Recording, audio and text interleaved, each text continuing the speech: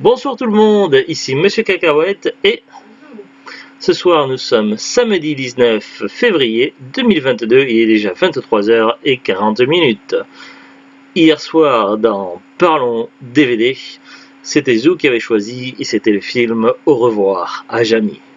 Ce soir c'est moi qui ai choisi le film et c'est un film que je connaissais pas du tout mais j'étais très curieux de regarder. Un film de science-fiction avec un petit peu de jeux vidéo. C'était un film des années 80, le dernier, Starfighter.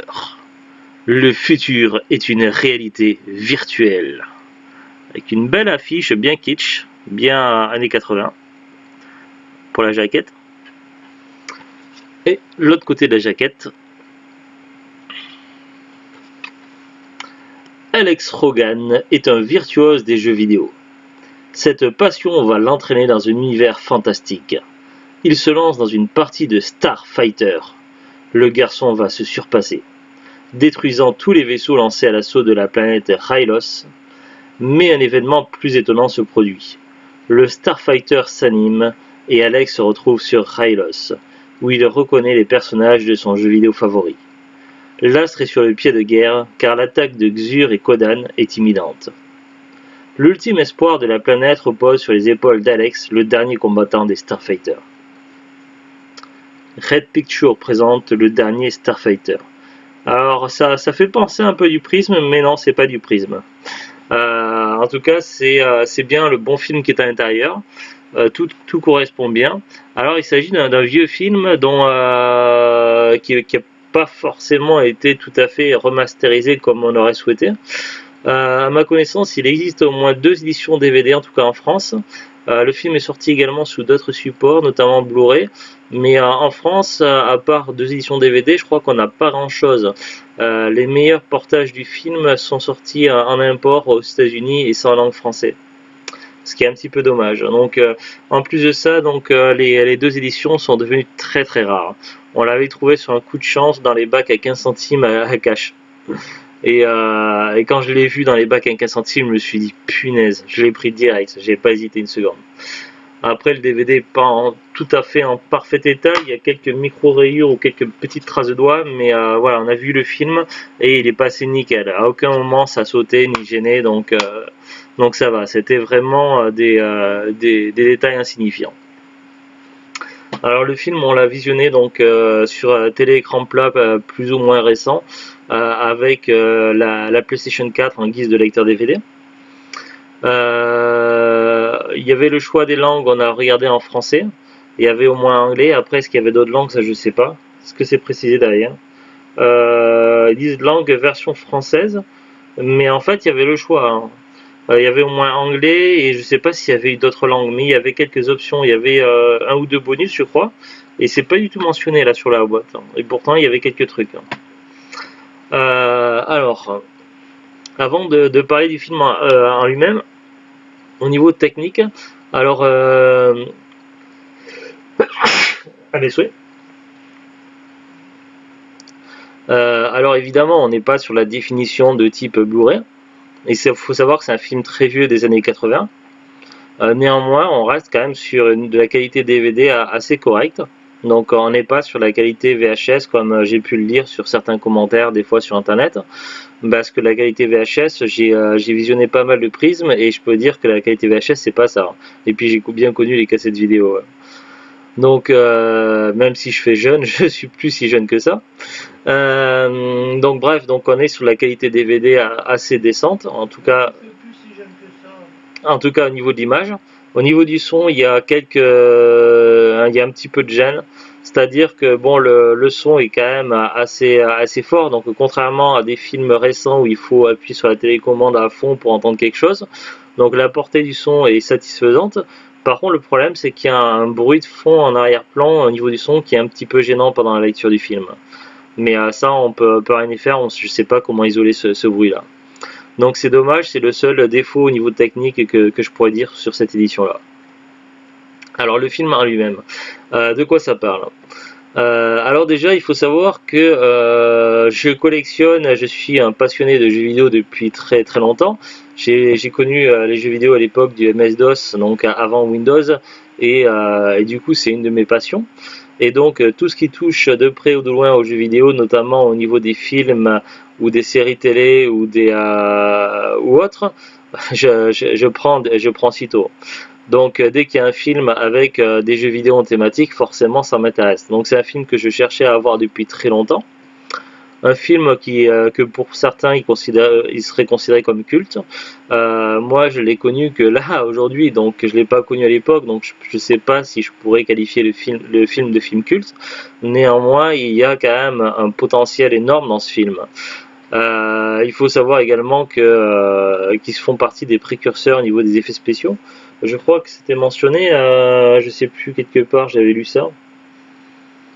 J'avais peut-être lu sur Wikipédia, on verra tout à l'heure. Mais voilà, je sais plus ce que je voulais dire. Si, c'est très intéressant. Donc j'ai beaucoup aimé le film. Vraiment, je suis resté passionné du début à la fin. Donc je me suis pas du tout ennuyé. Le film est très intéressant. Est-ce qu'on pourrait considérer comme le film culte? Peut-être. En tout cas, il y a un grand potentiel dans le film. Alors évidemment, il y a certains détails qui peuvent paraître un petit peu datés, notamment les effets spéciaux qui étaient précurseurs à l'époque, qui sont maintenant un petit peu éloignés, mais franchement, ça reste tout à fait regardable et franchement, c'était pas gênant du tout. Donc les images synthèse d'époque étaient vraiment assez bien et ça allait tout à fait au niveau de la trame. Au niveau de l'histoire, donc au début, donc il y a une partie de l'histoire qui se passe sur Terre et une partie qui se passe dans l'espace, forcément. Donc au début, on découvre une famille et son entourage qui vivent dans un genre de camping. Ils appellent ça comment? La camping... C'est un mot? Caravaning. Ouais, ils appellent ça un caravaning. Et en fait, donc il y a des genres de camping-cars, des petites caravanes à droite, à gauche. Donc il y a des mobilhomes. Donc il y a la famille donc d'Alex. Donc ses parents, son petit frère, qui est également passionné de jeux vidéo et d'espace. Et puis après il y a tout son entourage, donc il y a les potes, sa copine, des voisins, etc. Pas mal de personnes âgées aussi. Donc voilà un petit peu le contexte. Et donc Alex espère avoir une bourse d'études, donc il attend un courrier avec impatience. Il espère avoir un destin qui le sortira de là où il est. Il aimerait vraiment ne pas s'enterrer dans une petite école et faire des grandes études. Donc il a des projets d'avenir. Également, il est à fond sur une borne d'arcade qui a atterri, on ne sait pas trop comment, dans ce camping-car, dans cette caravaning. Et cette borne d'arcade s'appelle Starfighter. Et donc, on est à bord d'un vaisseau spatial et on doit shooter des vaisseaux ennemis. Donc régulièrement, et puis quand il y a des petits coups de déprime, on voit Alex qui va sur cette borne d'arcade. Donc sa vie est pas du tout repos, et puis également il est très sollicité donc pour faire tout ce qui est réparation et entretien de tous les problèmes techniques à droite à gauche dans le voisinage. Toujours est-il qu'un jour il va battre le record dans Starfighter, dans la borne d'arcade. Ça va être un événement assez incroyable, à tel point que tous les gens de la caravaning vont s'attrouper autour de lui. Mais ça va également attirer l'attention d'un personnage assez inhabituel, qui s'appelle Centauri et qui va venir à bord d'une voiture qui fait penser un petit peu à la DeLorean de Retour à le futur, mais en pas pareil. Et donc... Et oui, voilà. Mais non, mais aussi dans l'architecture de la voiture aussi. Et moi, je trouve quand même qu'il y a un trait de ressemblance. Bref, donc ce personnage-là s'appelle Centauri et du coup, il va amener Alex dans les étoiles, dans l'espace, et du coup, Alex va se retrouver à bord d'une sorte de station spatiale remplie d'extraterrestres, dont certains qui viennent des quatre coins de la galaxie et qui ont été recrutés pour devenir des Starfighters, tout comme lui. La bande d'arcade, je suis obligé de spoiler certains, sinon on peut pas expliquer pour résumer le film. La bande d'arcade servait un petit peu de test en fait. pour recruter, et donc seulement les meilleurs, ceux qui faisaient les meilleurs scores et le but c'est de devenir donc un starfighter, donc un combattant d'élite pour combattre les ennemis qui menacent la paix dans la galaxie.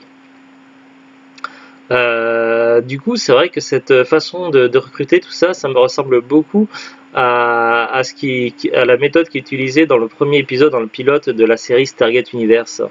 Ça fait longtemps que j'ai pas vu cette série là, mais il y avait un petit peu le principe où il y avait un jeu vidéo et puis ça a permis de débloquer un truc, tout ça, etc.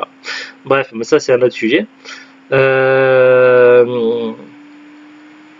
Donc finalement, Alex se retrouve mêlé à tout ça et du coup, il va devoir vivre sa propre aventure et faire et se débrouiller avec tout ça pour combattre les ennemis, les méchants extraterrestres.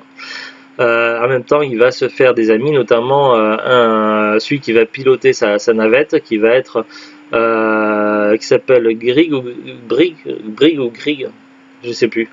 Et qui est la voix de... Comment ça s'appelle la série là, mince, du héros dans la série L'homme qui tombe à pic, c'est le même doublage VF. Donc voilà pour la petite anecdote. Pendant ce temps sur Terre, un genre de droïde, de robot, donc a pris la place d'Alex et qui a pris l'apparence d'Alex pour donner le change et également pour essayer d'éloigner donc les ennemis potentiels. Du coup, ce robot-là s'appelle Beta, mais il n'est pas forcément très familiarisé avec les habitudes des humains, et du coup, ça va donner lieu à des situations assez cocasses et assez drôles. Donc, il y a des moments où j'ai quand même bien rigolé, et du coup, c'était vraiment très très sympa. Donc, en parallèle, donc Beta, lui, va vivre les aventures, enfin le quotidien normal d'Alex au sein de la caravaning et du coup comprendre un petit peu comment fonctionne également la copine d'Alex. Voilà un petit peu pour résumer le film, sans trop spoiler. En tout cas, c'est une bonne surprise, donc si vous aimez bien les films de science-fiction un petit peu rétro, avec un petit peu de référence aux jeux vidéo, j'ai trouvé ça vraiment très très cool. A noter qu'à la fin, j'ai vu deux informations pendant le générique de fin qui ont attisé ma curiosité. À un moment donné, il y avait le mot Apogee qui était mentionné tout à la fin. Il faut savoir qu'Apogee Software était une société très importante dans les jeux vidéo sous MS-DOS à l'époque. Ils ont fait beaucoup de jeux de plateforme et ils ont édité également beaucoup de jeux de licences très connus, notamment Duke Nukem. D'ailleurs, lorsqu'ils ont sorti Duke Nukem 3D, ils ont décidé de changer de nom et de se faire appeler 3D Realms. Et donc le fait de voir ce mot apogée, je ne sais pas s'il y a un lien ou pas, mais juste après on peut voir également qu'il y a Atari qui est mentionné. Atari quand même qui faisait partie à l'époque dans les années 80, 70-80 des sociétés de jeux vidéo les plus importantes qui existaient à l'époque. Depuis Atari a évolué et pas vraiment bien, mais ça c'est une autre histoire. Bref, donc voilà pour résumer un petit peu ce film. Donc si vous aimez bien donc tout ce qui est science-fiction un peu rétro avec un petit peu de jeux vidéo, tout ça, ce film pourrait vous plaire, il est très cool. Alors on va voir ensemble maintenant la fiche Wikipédia et j'espère qu'il va y avoir des informations intéressantes. Alors, il faut que je clique sur le... Starfighter, en anglais The Last Starfighter. C'est un film de science-fiction américain réalisé par Nick Castle, sorti en 1984. C'est l'un des tout premiers films à présenter un vaisseau spatial réaliste en images de synthèse, conçu sur un supercalculateur. Le film contenant plus d'une vingtaine de minutes de scènes spatiales entièrement virtuelles. Fiche technique, titre Starfighter, titre original The Last Starfighter, réalisation Nick Castle. Scénario Jonathan R. Betuel. Pays d'origine États-Unis, langue anglais. Genre science-fiction. Durée 96 minutes, budget 15 millions de dollars. Sorti en France le 5 juin 1985. Casting Lance Guest, Dan Oerli, Catherine Marie, Robert Preston, Barbara Bosson, Chris Ebert, Norman Snow, Kay E. Cooter, Dan Mason, Vernon Washington, Meg Willie et Peter Nelson. Alors, on va voir maintenant, je vais peut-être pas tout lire, mais je vais voir s'il y a des informations intéressantes, parce qu'il y a des longs pavés. Au niveau de la production, ils nous disent Starfighter est l'un des tout premiers films à présenter un vaisseau spatial réaliste en image synthèse, Computer Generated Imagery, ou CGI, conçu avec un supercalculateur à l'aide d'images virtuelles du film Tron de Disney sorti en 82, à l'occurrence un Cray XMP. L'aspect des vaisseaux reste proche de l'imagerie des jeux vidéo dont le film s'inspire. Le vaisseau Starfighter Gunstar et autres vaisseaux spatiaux du film ont été conçus par l'artiste Ron Cobb, qui a également travaillé sur Alien, Star Wars et Conan le Barbare. Les images informatiques du film ont été rendues par Digital Production sur un superordinateur Cray XMP. La compagnie a créé 27 minutes d'effets pour le film, scène spatiale entièrement virtuelle, ce qui était considéré à l'époque comme une énorme quantité d'images générées par ordinateur et un exploit. Pour les 300 scènes contenant des images de synthèse dans le film, chaque image de l'animation contient en moyenne 250 000 polygones, avec une résolution de 3000 par 5000 pixels, en 36 bits. A savoir qu'à cette époque-là, on n'était même pas aux consoles 8 bits, donc en 36 bits, c'est juste extraordinaire, quoi. Digital Production a estimé que l'animation par ordinateur a requis seulement la moitié du temps et un demi à un tiers de moins de coût par rapport aux effets spéciaux traditionnels. Le résultat a été un coût de 14 millions de dollars pour un film qui en a rapporté environ 21 millions au box-office. Tous les effets spéciaux du film n'ont pas été réalisés avec une animation par ordinateur. La représentation de l'unité bêta avant qu'elle ne prenne la forme d'Alex était un effet spécial pratique, créé à partir de matériaux et produits sur le plateau de tournage. Oui Carla, on est là. Le véhicule Starcar en VO de Centauri, créé par Gene Winfield, est également un véritable accessoire. Étant donné que les audiences tests ont répondu positivement au personnage du bêta-droïde Alex, le réalisateur Nick Castle lui a ajouté de nouvelles scènes en interaction avec la communauté du Caravani. C'est plutôt une bonne chose, j'ai bien apprécié. Critique. Sur le site agrégateur de critiques Rotten Tomatoes, le film est crédité d'un score de 76% d'avis positifs, sur la base de 33 critiques collectées sur une note moyenne de 6,40 sur 10. Le consensus du site indique « L'intrigue est aussi rudimentaire qu'un film spatial le permette, mais Starfighter capture très bien une époque et un style passionné de réalisation de films. » Sur Metacritic, le film obtient une note moyenne pondérée de 67 sur 100, sur la base de 8 critiques collectées. Le consensus du site indique « Avis généralement favorable ». Au film du temps, le film a fait l'objet d'un culte. C'est quoi ça, Mao? C'est toi, Carla? Projet de reprise et de suite. Des tentatives de développer une reprise remake du film ont été successivement envisagées par le réalisateur Steven Spielberg, l'acteur Seth Rogen ou le scénariste Gary Whitta. Toutes ont échoué étant donné que Jonathan R. Betuel, le scénariste du film original, qui détient les droits liés à toute suite ou remake, ne souhaitait pas voir qu'un tel projet se concrétise. Cependant, le 4 avril 2018, Gary Whitta publie sur son compte Twitter une illustration de la suite du film The Last Starfighter, indiquant sur le même tweet que Jonathan R. Betuel collaborerait avec lui sur le projet. Dans un entretien ultérieur effectué avec Gizmodo, Whitta qualifie le projet d'une combinaison de redémarrage et de suite, dont nous pensons tous les deux qu'elles honorent l'héritage du film original, tout en passant le flambeau à une nouvelle génération. En gros, la même chose que pour Jurassic World, quoi. En octobre 2020, Jonathan R. Betuel indique qu'avec Gary Whitta, un script pour une suite est en train d'être écrit et que les droits du film ont été repris. Donc pour le moment, on ne sait pas où ça en est, mais il y aura éventuellement une suite. J'aurais aimé avoir des petites anecdotes ou des petites infos par rapport au lien avec Atari, mais il n'y a rien du tout sur Wikipédia. Alors on va essayer de creuser un petit peu vite fait. Alors, si je tape Starfighter Atari, est-ce qu'on a des infos? Donc il y aurait un jeu vidéo qui s'appelle Last Starfighter qui était sorti sur Atari. Donc effectivement ils ont fait à la fois le film et le jeu vidéo qui était sorti sur Atari 5200. Ok. Et quel est le lien avec Apogee? Est-ce qu'il y a un lien avec Apogee? Si je tape Starfighter Apogée,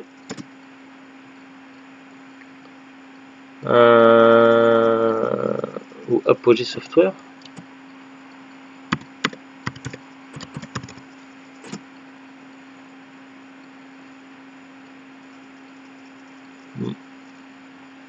Il y a un Apogée Rocket,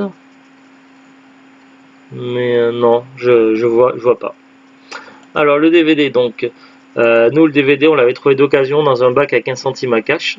J'ai regardé un petit peu comme ça sur Amazon et sur Rakuten, mais les DVD ont l'air d'être assez rares et assez difficiles à trouver. Si vous cherchez les films, vous allez avoir beaucoup de difficultés. Il vaudra mieux tabler sur un coup de chance, style tomber un jour par hasard dans un cache ou dans une brocante, que le chercher sur internet, sinon vous risquez de payer cher. Néanmoins, j'ai regardé un petit peu comme ça ce qui se faisait sur Amazon et sur Rakuten. Je vais vous dire ce que j'ai vu. Alors donc la même édition que j'ai moi donc sur Amazon, donc il n'y a personne qui le vend, mais rien du tout, donc nada. Il y a une autre édition avec une jaquette différente. Je sais pas ce que vaut cette édition là, ni de quand elle est. Et je vois que le prix affiché de 64,44 €, c'est clairement abusé. Vendu par Fun Kingdom, un vendeur pro qui a l'habitude de mettre des prix abusifs qui spéculent énormément sur les DVD et les jeux vidéo. J'ai regardé sur Rakuten, on voit il y a deux résultats de fiches avec les deux éditions de DVD. Avec l'édition DVD clonale, donc ils disent d'occasion à partir de 6,90 €, ce qui est déjà un prix déjà bien plus raisonnable. Et l'autre édition avec l'autre jaquette différente, là ils disent occasion à partir de 17,49 €. C'est un peu plus cher, mais ça reste encore déjà moins cher que sur Amazon. Donc voilà, et encore ça c'était en cherchant pendant 5 minutes. Je pense que si vous cherchez pendant un bon moment et que vous faites le tour de tous les sites internet, vous arriverez peut-être à trouver une version potable à un prix assez correct. Ou alors sinon tabler sur un coup de chance ou espérer une réédition. À savoir qu'il y a certains éditeurs comme ESC qui font beaucoup de rééditions de vieux films ou de vieux DVD qu'on ne trouve plus. Donc peut-être qu'un jour qu'ils feront. À vérifier. Voilà. Est-ce que tu as autre chose à ajouter, Zou? En tout cas, on a bien aimé, on a passé un bon moment sur ce film-là. Sur ce, donc, on vous dit à très bientôt, une bonne continuation de week-end et au revoir. Salut, salut, au revoir.